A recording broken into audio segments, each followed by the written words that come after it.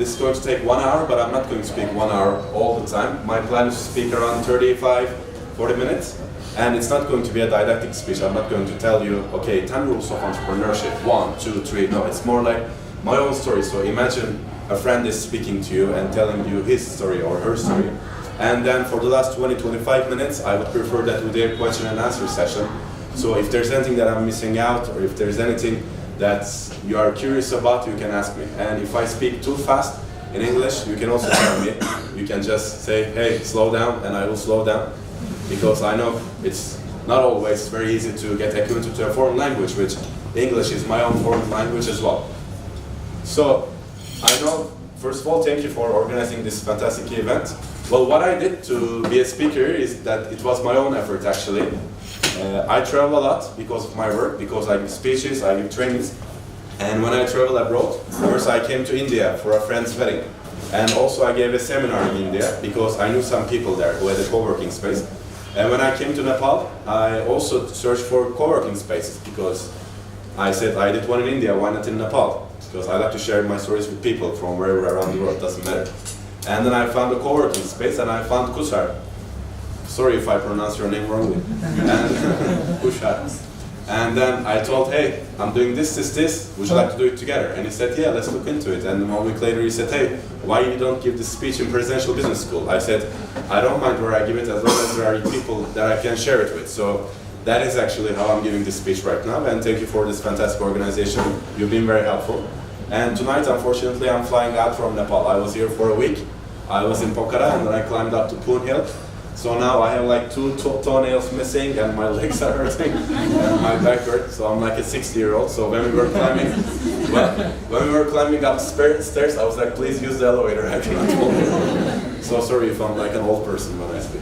So this is how I gave this speech. So it's also a good example of entrepreneurship because I do these seminars a lot in Turkey, in Turkish generally. But I always say the same thing. The population of Turkey is 80 million people. I always say instead of reaching out to 80 million people, I always like to reach out to a prospective 8 billion people all around the world. So that's the most interesting part for me. So my speech is going to be in 3 sections. First, I'm going to tell my story, 15 minutes. And then I'm going to speak about what is an entrepreneur in my own opinion. And then at the very end, I'm going to speak about the lessons I learned in my entrepreneurship journey. But first, I will tell you a bit shortly about what I did so far. So this is me. My name is Percin. That's the correct pronunciation, by the way. And these are the things that generally constitute me. It might be a bit too far for you, but I'm going to explain everything. So this is the student organization that I was working with. It's called AJ. I'm from Istanbul, in Turkey, and this is a European student organization. And I've attended a lot of conferences, given a lot of seminars. I've been to a lot of countries thanks to this organization. And I've been giving speeches and training since more than 12 years, and I'm 30 years old, by the way. And I studied English language and literature in the university, and then I moved to Belgium, lived there for 4 years. I did political science and European studies masters with a scholarship. And I travel a lot. I like traveling. I also have a travel blog. It's in Turkish, but I can give it to you if you want. You can use Google Translate. Google Translate does a pretty good job. And I've been to 60 countries so far. I'm always telling this, not to brag, not to boast about it, but to tell that it's possible. I mean, I come from a middle income family and I'm not a rich guy. So if I do it, you can also do it.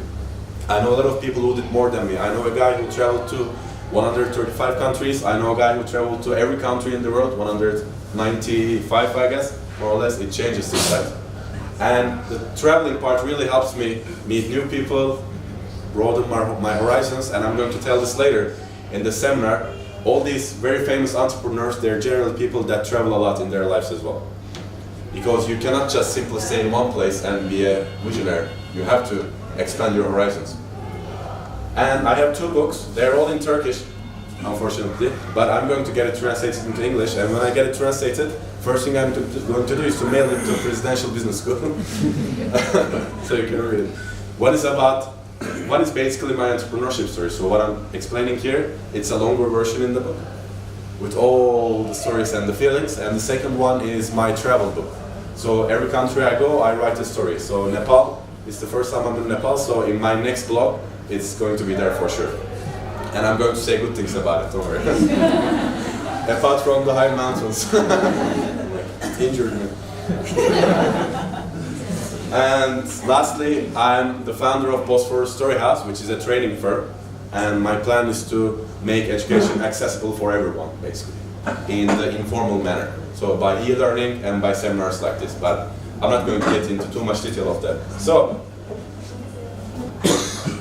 I'll just give you a very short background of what I did after studying in university. I moved to Belgium, as I said. I lived there for 4 years.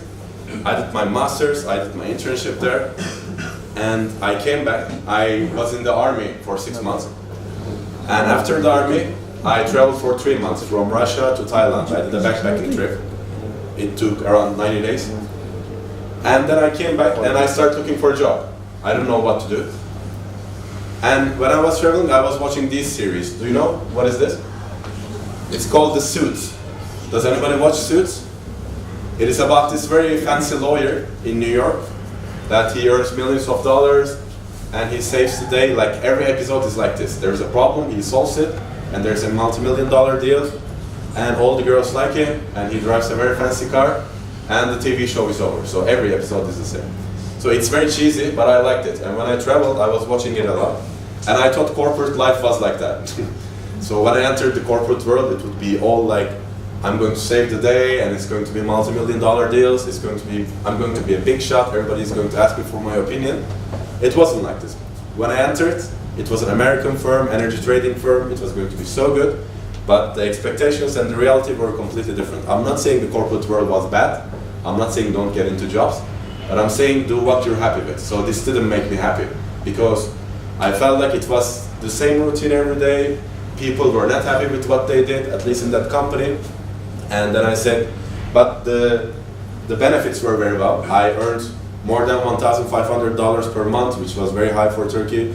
I had special health, private health insurance. I could eat in very fancy restaurants, paid like thousands of dollars, and the company would pay for it. Flights, taxis, well, so fancy. But it didn't make me happy. So it's like when I put all these advantages and my happiness, the happiness was heavier. So I said, if you watch South Park, you know this joke. I said, screw this, I'm going home. And what I did, I quit my job. And they weren't very happy about it, and it was a very hard decision. Because as I said, I entered the office, I had my breakfast, I had my lunch, all these advantages, and I had to leave all of them. So getting out of your comfort zone is very difficult. And I did it somehow. I also had some savings. So when I quit my job, I was like, okay, what next? And then I sat down, and I would suggest you to do this all the time, like to get out of your own perspective and look at a third person, and wrote down, okay, what does truly make me happy in this life? I was, okay, speaking to people makes me very happy. Okay, what should I do then? I should be a speaker. How? Let's see. And then I started contacting like training companies, trainers, firms, to try to professionalize in this field. So I want to speak, but I also have to earn money by it. So how can I do it? So the first path was being a speaker, and the second path, okay, I would like to be an entrepreneur as well. What can I do? I could open a restaurant, a cafe, blah, blah, blah. But I travel a lot, so a good idea might be opening up a hostel. Do you know what's a hostel? It's a hotel, but cheaper. It is for backpackers that travel around the road that you can stay for, I don't know, $5, $10, but you stay with 8 other people, 6 other people. I'm also staying at a hostel right now. And I say in Turkey, this is not very popular, let's do this. So I also entered that part. I had some money that I saved. So what I did, I went to this building, I saw it on an eBay website in Turkey, and I paid the half the price and I partnered up with it. And I was very excited. First time I was the boss of something, but it was very easy for me to be the boss. I paid the money and I was the boss. I was half the partner. And it was very exciting in the first weeks. I was like, yeah, I own this place, I'm the leader, yeah. But after 1 year, long story short, I lost double the money I paid, and we bankrupted, well, not bankrupted, but we failed the business. It's a very long story why we failed, and it doesn't really matter here. But I'll just give you some short examples why. These are the main ideas. First one, it was bad accounting. Like in Turkey, we do this mistake a lot. I don't know if you do it in Nepal as well. It's when we go to a restaurant, for example, we have no idea about commerce, and we see 10 tables, and we calculate in our minds, like instantly. It's like one table, it's like $10 for customers. So 10 tables, $100. It's good profit. Times 30, okay, this place makes good money. But the reality is not like that. I mean, the taxes, all the things, stoppages, blah, blah, blah, blah. So you have to really calculate them, you have to look at the statistics, blah, blah, blah. So what I did, I entered and I said, okay, 50 beds times if 30 customers, no, it doesn't work like that. So you should account very well. It should take days, worst case scenario, best case scenario, blah, blah, blah. I didn't do that. Employees, first, when you work with people, you should choose the correct people. And that takes a very lengthy process. That's why all these big companies, Google, Facebook, it takes months to get in there. It's like 5, 6, 7 different procedures to go there. Personality tests, IQ tests, blah, blah tests. Because once you get in, it's hard to get out. And secondly, hiring correct employees and being a good leader to them, which means not saying, hey, clean this place. No, if there's something to clean, you do it first, and then this guy follows you as a leader, and he cleans it himself. That's how you become a leader, not by saying, but doing. If I say something to you, I say, okay, do this, and if I don't do it, then you won't believe me. Because that's what leadership is about. It's about setting an example by doing, not by saying. And I think that's the main problem with politics. Many politicians, they say stuff, but they don't do it, so they're not very dependable. And thirdly, bureaucratic problems. We had a lot because we didn't fix everything at the beginning, and then it caused us a lot of troubles. And in Turkey, there's also some corruption, so we also had some problem with the corruption. Police officers who wanted for money, blah, blah, blah. And lastly, our landlady, she was a terrible lady. I mean, there's no saying, I'm not exaggerating. She asked a very high rent, and she always had demands, so this really exhausted us. And there's a better photo of our landlady actually, which is this. I honor her at every conference that I go to. And we failed. It was my first failure in my life. It wasn't very nice. I had stomach aches. I couldn't sleep. When I woke up, I was like, shit, I lost all this money. Why am I so stupid? Why I quit my job? Blah, blah, blah, blah. And how many of you watch Game of Thrones? Okay, so you know how I felt. This is how I felt at dinner. So this is me and this territory.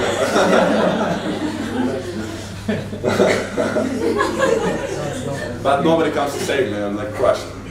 You're nothing. I know nothing. But then. Actually, there's a nice video. I'm going to show it now. I was planning to show it in the beginning, but I wanted to warm up a bit. Also warm up here. And this guy speaks about happiness, which maybe you saw this video. It's very interesting and it's a bit emotional as well. And then I will continue my speech. It is here. Give me a second. It is about a Google executive, and he tells a very sad story. It's 2.5 minutes. It's called The Algorithm of Happiness. I'm not very tech savvy, sorry. All right. Happiness is in looking at the glass and seeing the truth of the glass, seeing the half full side and being grateful for it, seeing the half empty side and saying, can I do anything about it? And if not, can I accept it? Truly, happiness is not about what the world gives you, how much water is in this glass. Happiness is about what you think about what the world gives you.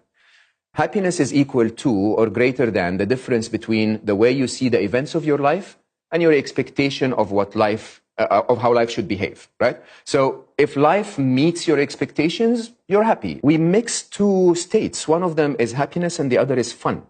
Happiness is that peaceful contentment feeling of, I like the world as it is right now. Fun is the modern world's replacement of happiness. It's, when I am unable to reach that state of happiness, what I do is I go out on the weekend and I go to a party and boom, boom, boom, boom, and my brain stops thinking. As long as it stops thinking, I think I feel happy. Not because I'm actually in that peaceful state of happiness, but because I suspended my unhappy thoughts. I lost my son all of a sudden, like from having a happy holiday together to losing him was 4 hours. And the question that hit me at the time was, what can I do now to bring him back? And nothing I could have ever done, including locking myself in a room and crying for the rest of my life, could bring him back. And to me, the whole idea was, I can either choose to suffer, or I can choose to sort of accept life as harsh as it has become and reset, make that the 0 point and try to make it slightly better than it is today, make it slightly better tomorrow. Wouldn't it be amazing if I can reach out to 10 million people and just give them that message, which, by the way, seems to work. Everyone that hears it says, yeah, it makes sense, okay? Can you imagine a world where 10 million people are happier? It wouldn't bring Ali back, but it would be slightly better than the day he left. So this is a more extreme case, obviously. Like losing, when you hear all these stories, losing money doesn't really mean anything because people lose their sons, people lose their families. I lost people in my life as well. And after this happened, this was 2 years ago, my bankruptcy. And after the things that happened to me, when I think about it, then this wasn't a really big deal. But back then, I felt really bad, I felt really shitty, I felt like this failure was the end of my life. But it only took a few days because then I sort of thought similar to what this guy said. I said, okay, this happened and there's nothing I can do to change it. I lost this money, it's not coming back. I can cry, I can hate, I can accuse people, I can accuse the landlady, my partner, myself, my family.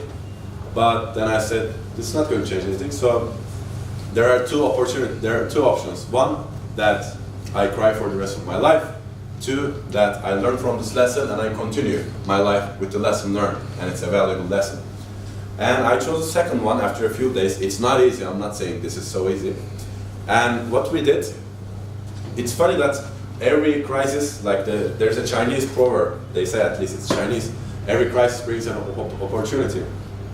And this was the same because a friend of mine who visited the hostel in Istanbul, he said, hey, let's do one in Izmir. It's another town in Turkey, which is a bit more touristy. And after 6 months, when we opened this place, we set up another hostel in Izmir with another partner, in another city. And long story short, this hostel is still going on since 3 years. It's still carrying on. Because whatever went wrong in the first hostel, we did correct in the second one. We did correct accounting, we did the bureaucracies right, we hired the correct people, led them correctly, and our landlord was a very nice guy. He still is a very nice guy. So the crisis brought out an opportunity that I wouldn't have if we didn't do the first thing in the beginning. And I think the biggest important factor for success here is the first one, it was a place that already existed. So I paid the money and I thought I was owning it, but you don't own things like that. You don't pay it and it's not always yours. You can buy a car, you can buy a house, but when there's something that are involving people, you can't just pay your way through. You can be a millionaire, it doesn't matter. And this one, we built it from scratch, from zero. So it was an empty building and we carried the beds, we carried the chairs, we did everything ourselves and we gave our spirit, and this spirit really changes things. So I think that was the biggest fundamental difference. And whatever this is, it doesn't have to be a hostel, a cafe, a restaurant, a startup, a tech company, an application. When you put your spirit, then things change. Of course, you also have to work hard and prepare well for it, but you have to put your spirit as well. And this is my hostel, so if you come to Turkey, if you come to Izmir, you're more than welcome. This is a column from a newspaper. She was interviewing me. But the funny thing is, I told you, like, I wanted to be an entrepreneur, but I also wanted to be a speaker. And meanwhile, I was trying to find ways to be a speaker, or at least make a living out of it. I knew it wasn't going to be easy. Do you know this event? Do you have it in Nepal? Fuck Up Night? Don't stick to the word fuck. It has nothing to do with that word. Fuck Up Nights is, who knows Fuck Up Nights? Kusher, do you know? It is when entrepreneurs come together. It's like Alcoholics Anonymous. Do you know what Alcoholics Anonymous is? People come and say, I didn't drink for 6 months. So here it's like you come and say, I didn't lose money for 6 months. It is more like,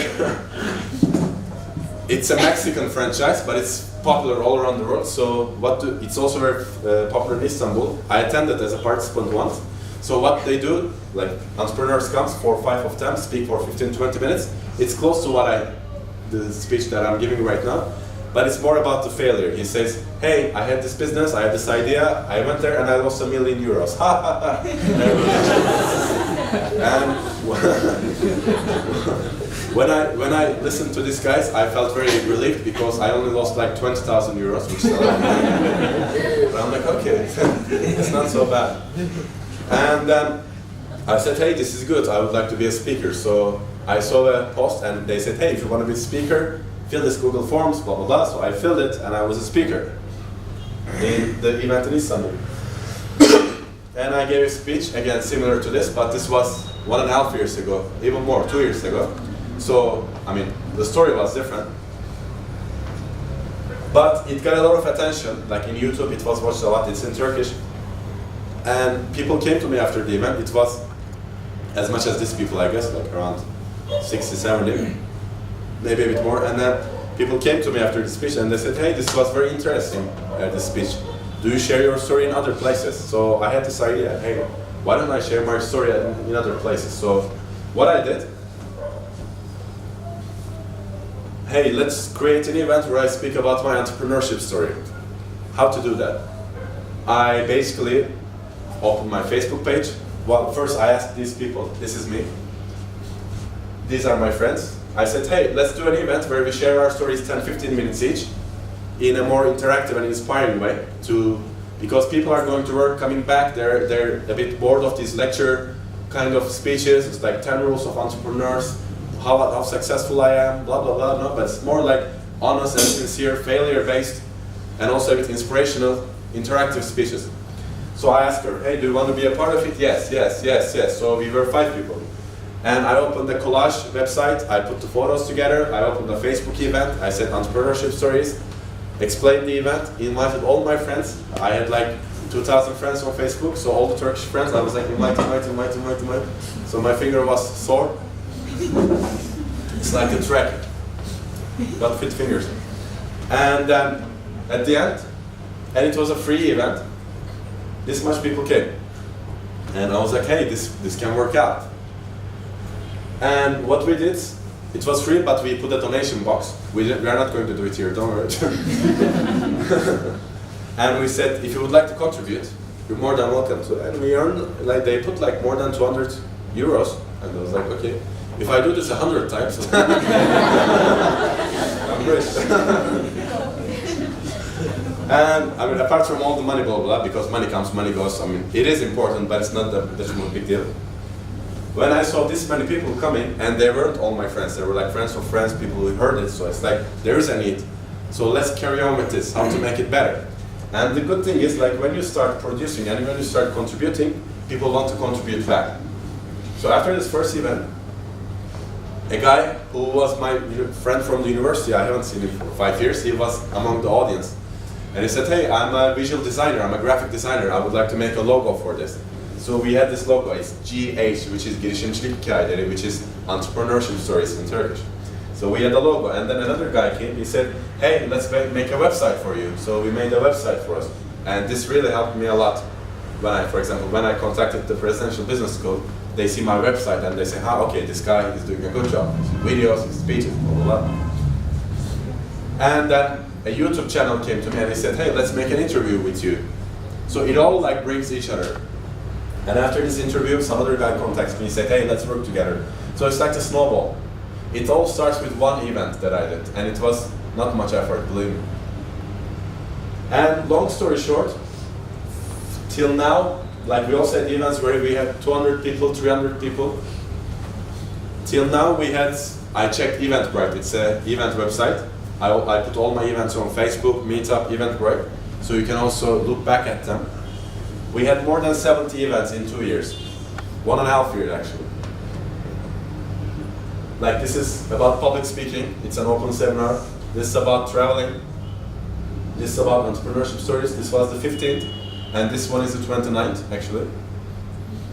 We had one in London, so again, as I said, when you start producing, it's like building a muscle actually at a gym. When you get stronger, then you can do better things, and then you're more fit, and then you can plan things that you couldn't dream of when it was the beginning of your exercise. So it's like always steps. So I did one in Istanbul, and then we started doing in other cities in Turkey, and then we did one in London, and now I'm doing one in Nepal, and maybe I will do one in Silicon Valley 1 year later. So But it wouldn't happen without me having this first event and continuing it. So, and we had one in Belgrade, which is the capital of Serbia. We had one in New Delhi in India, and here now. And putting videos on YouTube, making some YouTube channels, because I also like, when I give speeches, the maximum amount of people that I can give a speech in a room is how many? 1,000, 10,000, 50,000 in a stadium. But when you put stuff on YouTube or internet, then millions of people can watch it. A boy from a village in Nepal, a guy from Kenya, a girl from Istanbul. And these are the companies and universities that I've worked with so far. I had the chance to give a speech in Oxford. I'm not saying this because, again, I'm not bragging about it. Of course, I'm honored about it. But I wouldn't have dreamed of giving a speech in Oxford University 1.5 years ago, so that's what I'm saying. So things can happen really fast if you really put effort in it and if you build a base on it. That's what I'm saying. Also, for example, these are the universities that I gave a speech to, and they're like one of the best universities. And they're sending me emails now asking me to come and give a speech. And that's amazing because 1.5 years ago they didn't know who I was, and now they're sending me emails every week, every month. Hey, Mr. Percin, we are having this conference, it's going to be blah blah people, can you come? And I always come whenever I can because I meet people that expand my horizons. So it's also one advice, it's important to be professional and earn money by what you do, but it's also very important sometimes when you do things for free, it brings much more than you do it for money in the long term. But be careful, there's a balance on that, obviously. You have to get your right. And the university speeches, and these are the two important things that happened in my life. This is my first book, this is my second book, and I wrote them in the last 1 year. So 1 year ago, I had published my first book, 6 months ago, my second book, and now I'm working on my third book. It is also, when you do things like this, like writing a book sounds very far-fetched. When I heard some people, some friends who wrote a book, I was like, okay, this is very hard, I wouldn't do it. But once I started getting into it and I got some help from other people, then I found out that it is hard, it needs discipline, but it's not that hard. And when you publish a book, then it again brings a lot of other opportunities.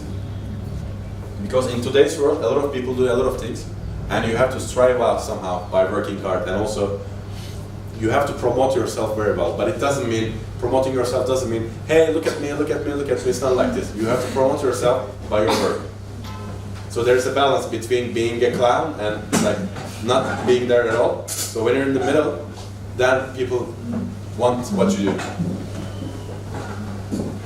And this was actually one of the most, well, it is and it's not at the same time, giving a speech. Who knows the TED platform? It is a very prestigious speaking platform where people come and speak for 17, 18 minutes.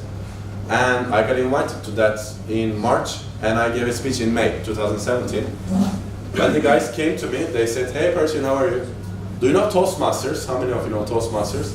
It's a speaking club. I'm a member of Toastmasters, and I was the president of Toastmasters Istanbul. It is a very good speaking club, so if you don't know, I would definitely, if you're not a member, I would definitely suggest you to be a part of it. And a guy from Toastmasters, he was in the organizing committee of TEDx. And he came to me after a meeting and said, hey Percin, how are you? Good, good. And he said, hey, we're organizing a TEDx event. Would you like to be a speaker? And I've attended some TEDx events before, and I always dreamt like I would like to be a speaker. One day I'd like to speak it. And 2 months ago I went to my second TEDx event with a friend, and we were betting like who's going to be the first TEDx speaker. And when this guy told me from outside, I was very cool. I was like, yeah, sure, why not? But from inside, I was like, woo! So at the end, I gave this speech. I was very excited. I mean, now I give a lot of speeches, so I'm not too nervous anymore. I am excited, but I'm not nervous. But here, I was really nervous. And this speech, it has English subtitles. I can share it with you as well. And a lot of people think that giving a TED speech is the final destination. It's not like this. These are all the processes in the whole way. And the day that this road finishes is the day you die, actually. Because there's no top of the mountain. There is no saying, for example, okay, this is it, I'm done, my career is on the top, there's no better. No, it's always better. It's the same for Tony Robbins, it's the same for John Maxwell, it's the same for Simon Sinek, it's the same for all these people. It's the same for you. And this was the Oxford speech. I'm going to tell this story particularly because it is a good example of entrepreneurship. I went to England for a conference in Oxford. And then I had a friend who studied in Oxford. I said, hey, I'm coming to England and I give these kinds of seminars. Do you think you can contact me with an entrepreneurship foundation? And she said, yeah, I know this guy, blah, blah, and he was Indian. And we contacted. And he told me, okay, what do you do? I do this, this, this. And again, I show him the book, I show him my website. So, okay, I'm trustworthy, that's okay. And then we had a Skype. He wanted to check if my English is sufficient, blah, blah, blah. Okay. And then he contacted the university saying, hey, there's this Turkish guy. I don't know what he wants, no. He said, there's this Turkish guy who wants to do this. Is it okay? And they said yes. And then when he replied to me, again, it was like for me, because one of the best universities in the world and you give a speech. It's an honor. So it was all my effort, but I did it at the end. And now a lot of people know me by giving a speech in Oxford, and it really helps. And a lot of my friends, he says, hey, Percin gave a speech in Oxford. I mean, this is not too important, but it's really, it makes you happy, these things. And these little successes, actually, they make you happy, as the guy said. And at the end, now I have this training platform called Bosphorus Story House, as I said. And my plan is to make education accessible for everyone, basically. And I'm going to keep on doing that. I'll give seminars in Nepal, in India, in Australia, in America, in Turkey, with a team. I have a team of 20 people that we give seminars together. Again, the point of this speech is not what I do, because your story will be different. Maybe you'll be in Cambridge, maybe you'll be in Harvard, maybe you'll be in blah blah, it doesn't matter. But I'm going to, in the second part of the speech, or the third part, sorry, I'm going to emphasize more. But when you start doing things, then you start managing things that you couldn't imagine 1 year ago. That's the important part.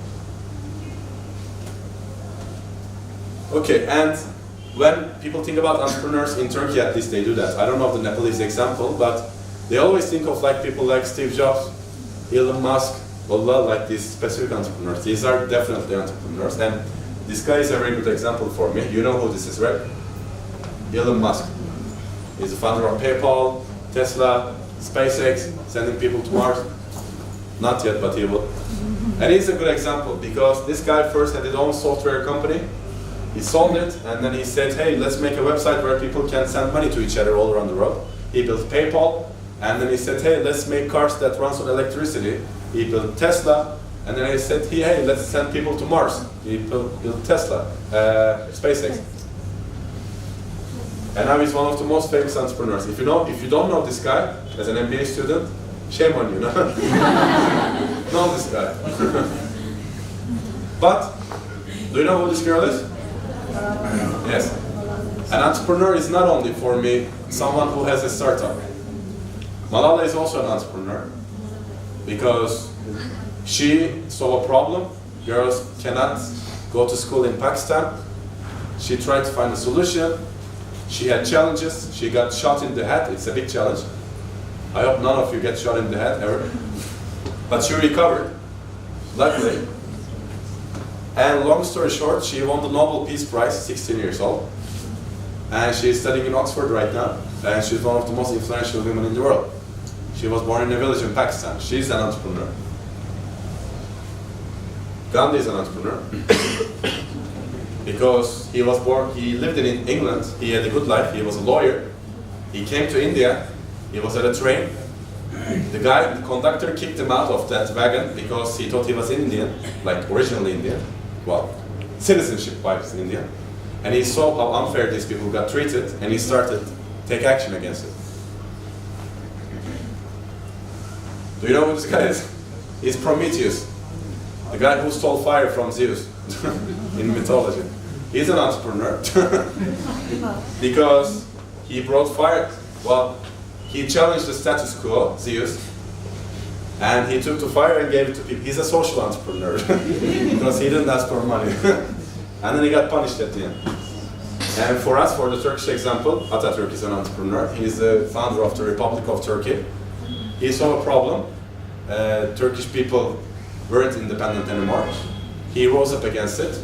He fought. He lost sometimes, but at the end he won. And he founded the Republic. That's an entrepreneur as well.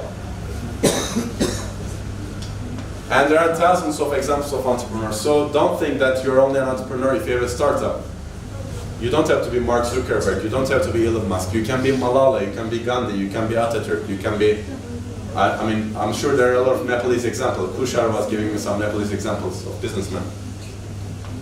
So you can be a social entrepreneur, you can be an artistic entrepreneur, you can be a public servant entrepreneur, you can be a corporate entrepreneur.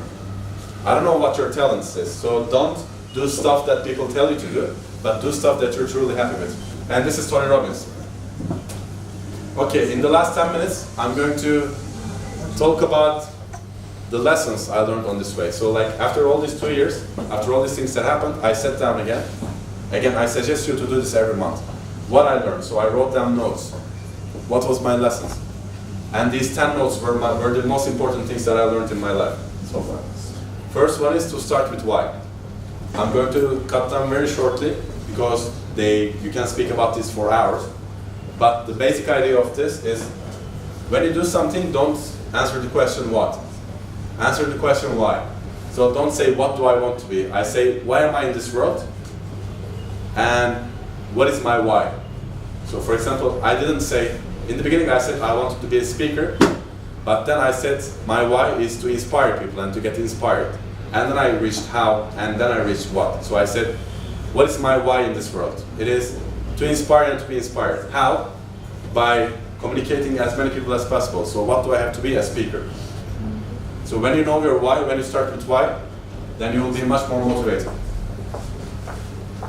Second one is listen. Listen to your friend, listen to your professors, listen to your girlfriend, boyfriend, but don't pretend that you're listening. Listen them. So that's the problem in today's world. There is so many Facebook messages, WhatsApp messages, Instagram messages. So when our friends speak, we're like, but we're like, we're thinking like, okay, I hope he shuts up and I speak. But when you don't listen to people, then you don't understand what they want. And when you don't listen to people, then there's no communication, not pretending to listen. But you will see how miraculous it is. When you start listening to people, your professors, your partners, your friends, or entrepreneurs, then they will truly tell you what they want and life will be much easier for you. And also when you speak, choose your words very carefully. Because sometimes we're angry and we say stuff, but when we say this stuff, it really changes our life. So when you say, I am poor, then your brain thinks that you're poor, and then you go on that way. Say, I'm rich, even though you're not right now, because you will be rich. Put your mind on that. You can live, don't worry. And you know this word, I guess. Your beliefs becomes your thoughts, your thoughts becomes your words becomes your action, and this is very true. Appreciate your failures. So if I didn't fail in the beginning, I wouldn't be here giving a speech in 5,000 kilometers far away land with the cameras with 60 students. So fail. It's perfectly normal to fail. It's perfectly okay to fail. I know in our cultures, like in Turkish culture as well, failure looks very bad. That's why your families, most probably they say, okay, find a secure job, be an engineer, be a this, be that, because you will not get fired, you will definitely make a living, marry, but this is not what life is about only. Life is about what makes you truly happy. And you cannot be happy without failing. It's impossible. Because if you don't do what you're happy with, you will fail all your life. But like this, you will fail only once, or 5 times, or 10 times. Like this guy, Richard Branson, he failed like 10 times, and he's still failing. This Virgin brand, Virgin Cola, Virgin this, Virgin that, failed. But he's one of the best businessmen in the world. Don't assume. For example, when you have a startup, when you have an idea, and when you want to talk about it to someone, don't say, he's not going to be interested anyways. He's going to be interested. He might be interested. If you don't try, you will not know. If I didn't write an email to Kushar, hey, I'm doing this, if I would assume saying, they wouldn't be interested, I wouldn't be giving this speech right now. So try. I don't say annoy people, but try. Do not assume for other people. Do not say, he's not going to like it anyways, he's not going to be interested, why would you care? Because this assumption means that you don't love yourself enough, or you're not confident enough, which is okay, we're human beings. But when you do things without assuming, then you will see the miracles that happen. You can fail 10 times, okay, but once you're going to succeed and it will change your life.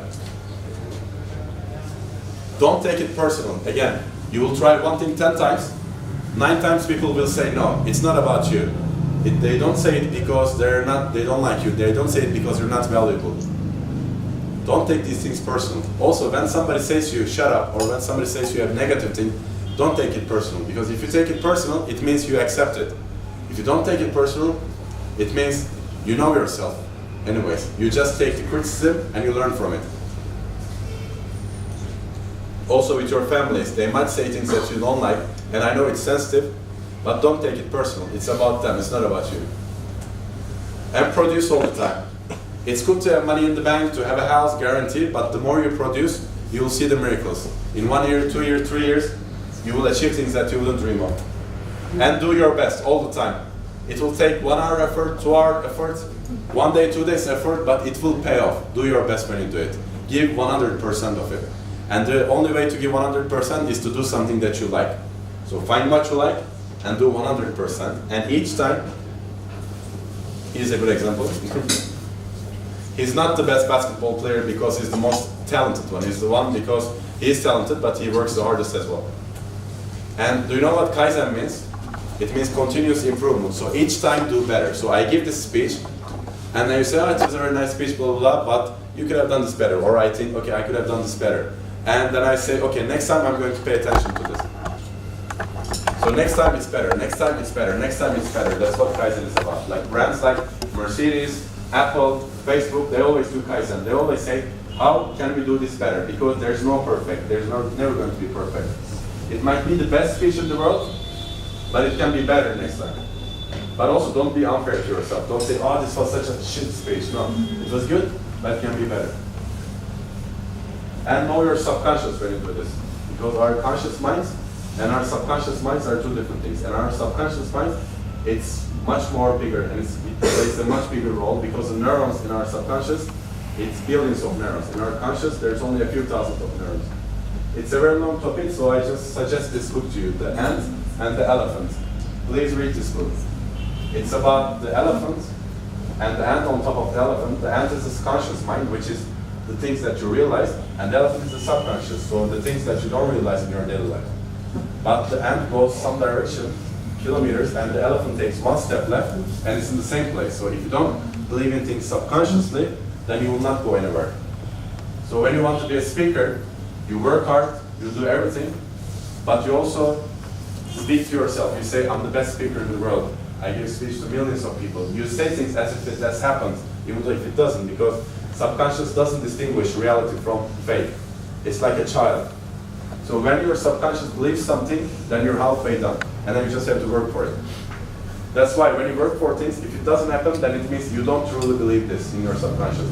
So meditation, breathing exercises, yoga, they're very important as well. And accept it. Two things in this life. One thing, a problem happens. Can I solve it? Yes, you solve it. Can I not solve it? No. Then you accept it.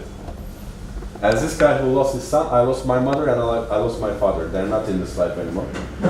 And this is something that I cannot change. So what I said, can I do something about this? Are they going to come back to life? No. So what I did is I accept it and I try to make it better next time. I mean, I try to influence other people's lives by my stories. But I lost money. Can I change it? No. But what can I do? I can do a better job next time. But this doesn't work. Can I change it? Yes. Instead of the pointer, I'll use a keyboard. So two ways. And lastly, love. This is not like love, happiness, haha. It's not like it. It is like love yourself no matter what. And this is not like bullshit. Oh, love isn't there. No. But we are not perfect. We all have imperfections. Human body is not designed to be perfect. Human mind is not designed to be perfect. But when we understand this and we accept ourselves for who we are, then we stop allowing other people to influence us. Because most of our lives, many people, they allow other people to tell them what they do because they want appreciation from other people. But if you live other people's lives, then you will be truly unhappy. For me, a successful person is not a millionaire. It's not only Mark Zuckerberg or Steve Jobs. A successful person is the one who is doing what is happy with his or her life. And when you're happy with what you do, you're going to do a good job because you come to Nepal and you give a speech for 1 hour and you don't mind. Or you come back home at 11 p.m. you don't mind because you love what you do and you do your best. And then when you do your best, people appreciate it anyway. So you don't have to expect other people to appreciate it. When you go for excellence, then success and appreciation will come. Did you watch the movie Three Idiots of Amir Khan? He says that don't try to go after success. Try to go after excellence and do your best, and all this will come. Money will come, people will appreciate you, but the same person who appreciates you, he might not next time. Doesn't matter. You know yourself, and if you love yourself, then you don't need anyone else. And if you love yourself, then you will pull people with the same energy, and then you will meet these people in your life who will truly contribute, and you will truly contribute to these people. And this is the most important thing. The reason I share my story here is because everybody has a different story, and your story will be completely different from mine. Your families, your partners, your job, whatever.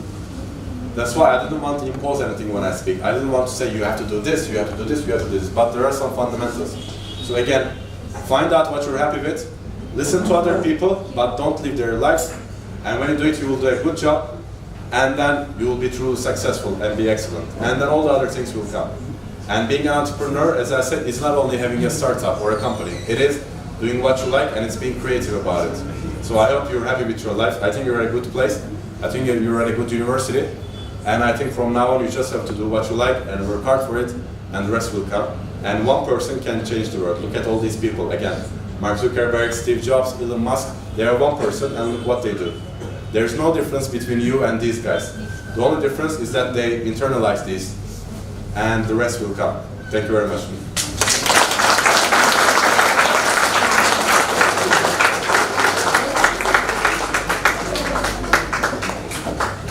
All right, let's spare 5-10 minutes for questions. What do you think? Who has a question? Before you go, I want to take a selfie.